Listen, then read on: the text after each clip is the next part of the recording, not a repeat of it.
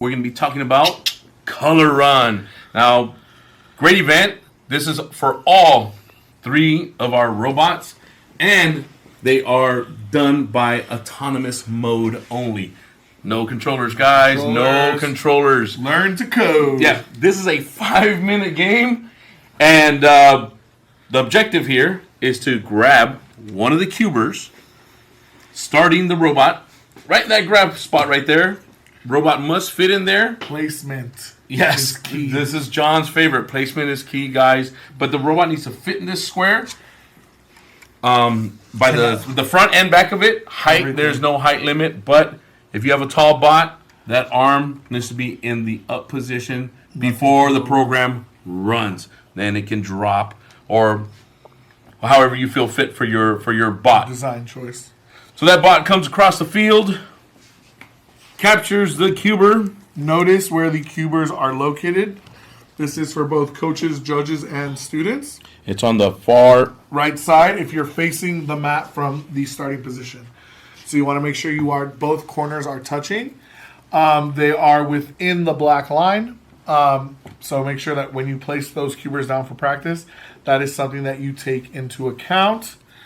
Once that cuber is captured, the robot can turn around and is supposed to take it all the way across the field and into the scoring zone. Now, let's say it hits the first part of the scoring zone. How many points is that, John? This, 0. No points. It has to land within the zone. And that is a 5-point gain. Then, oh, just kidding. We are making it where you get 5 points as long as you are touching the large circle. So just kidding, judges. Sorry about that. Judges, sorry about that. So within the anywhere touching the yellow, you get 5 points. If you make it into the center, but not within touching, it has to actually be in the center. You earn yourself 10 points for your team. And that goes for every single... all 3 colors. Now, if you get past the robot head, you've dropped off your color, you now have the option to pick up your robot because it has cleared the head. This last part of the head has been cleared without losing any points. You can pick up your robot, bring him back, set him up, do your placement, and attempt your next run to also land in the color that's corresponding. Now, here's a couple things that have come up in the past.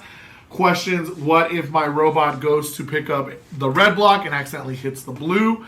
Can I re-put the blue in position? Absolutely not. You can still attempt to get the blue, but you have to leave it wherever it moved. Once a cubert has moved, it has to stay there. Also, if you are to pick up the robot, your robot has gone rogue or stopped before passing this ear of our robot or bolt, you get a minus 5-point deduction. So that will be deducted from your overall score. There are a few great ways to get bonus points in this game. For example, if you use one code and collect all 3 blocks and make them within any of the circles, you get an instant 15-point bonus for running everything off one code.